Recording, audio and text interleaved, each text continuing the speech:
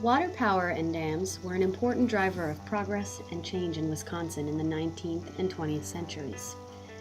History is still very much alive today if you fish, paddle, or otherwise recreate on rivers. You don't go far before you encounter a dam on a river in Wisconsin. State records indicate there's still over 4,000 dams in our flowing waters, though experts agree that number is probably much higher. All those obstructions in our flowing waters have taken a toll. After direct discharges and runoff, dams are the biggest source of pollution and water quality degradation to our waters. The River Alliance has, since its inception in the early 1990s, promoted the selective removal of old, obsolete, and unused dams as an effective way to restore rivers and water quality. Dam removal has been a powerful issue because it's about so much more than just rivers and concrete. It touches on people's sense of hope and fear of change.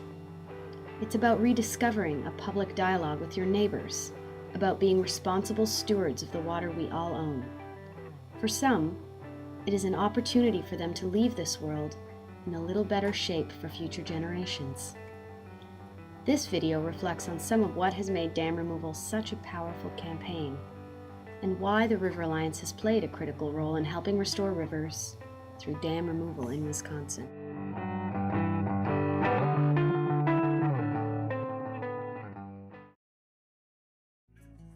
When the dam is removed from a river and it begins to flow again, at that moment people can see the benefit. You don't get many opportunities in environmental advocacy work to actually experience that.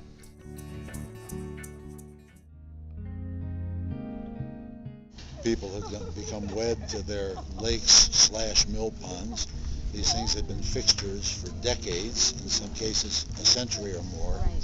And the idea of them not being there was sort of the removal of a vital organ in the community. And so when somebody had the temerity to suggest removal, it created very polarized forces there, enormous discussions about what the consequences would be, what happened to property owners, what happened to businesses, would the environment really be recovered, what had we lost in trading off a river versus an impoundment.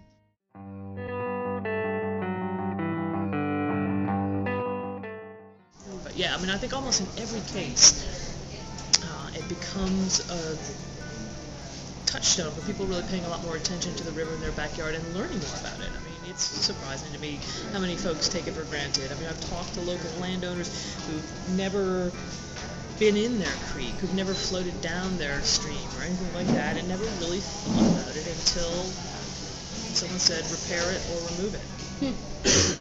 Last summer was this amazing moment when, the dam had been breached after 5 years. And there was that summer night when we got together to celebrate, and I'm watching, the DNR representative and the dam owner arm in arm taking a picture together, and I kind of had to laugh because these are people who are not even able to be in the same room with each other because they would be at each other's throats, and we have to separate them physically, So I think that those kind of victories where you're seeing the resource being restored and you're seeing human relationships being restored, that's pretty amazing. And that to me is a big victory.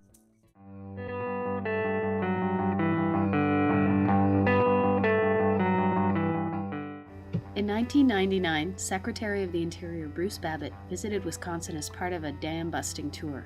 In an editorial in the Wisconsin State Journal, he wrote, "Dams are not monuments to civilization. They're built to address human needs. Sometimes those needs change." The other thing is, and I've been trying to say this in public meetings and diplomatically, is that you've had a grace period with this dam of a couple hundred years.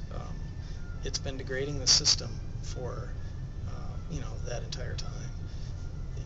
It's the responsibility of this community, I think, to take this dam out and set the clock back. One way, there is a historic character to the dams, and they are an important part of Baraboo's history. I mean, that is why Baraboo is where it is, because the river fall was here to power the food, shelter, and clothing needs of the early settlers here. This was the power that provided those necessities. But, that is a small part of the balance sheet when you're looking at the harm that was being done to the river and the river resource by a dam that was no longer generating power, needed repair, costly to repair, and obstructing the river.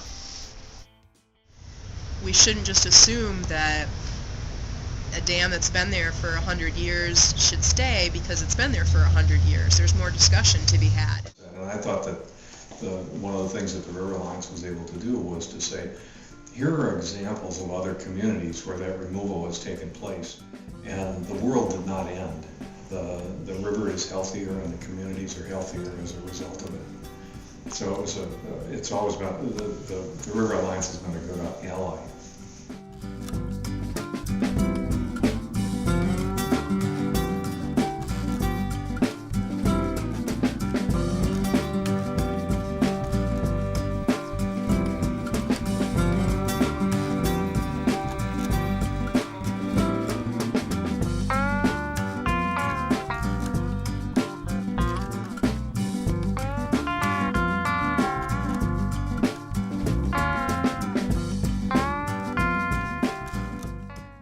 This is one of the biggest things I've learned is in the case of small dams, I mean, we're not talking great huge western dams at this point, but in the case of these Wisconsin dams, more delicious omelets are made than eggs end up on the floor. Okay.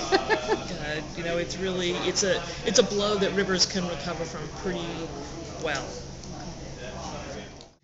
But when all is said and done, ultimate victory is you sit on a bank of a river and feel like this place is flowing again. It's a functional, resilient ecosystem again. That is a much more simple victory to point at, and that I think is one of the most gratifying pieces of the job. Is it's tangible.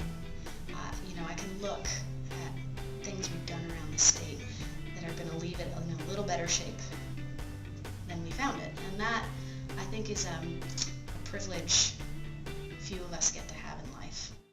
Oh, we needed all the help we could get. Okay. Because everyone that we were dealing with, it was very controversial. Yeah. And, mainly help that was not outside help, not associated with the department, because nobody believed the department people. Yeah. I could see that was going to be helpful, and it has. It's really worked wonders. I just knew that the whole River Alliance was going to be a big factor here someday in pushing, and it has. Let's go to the river.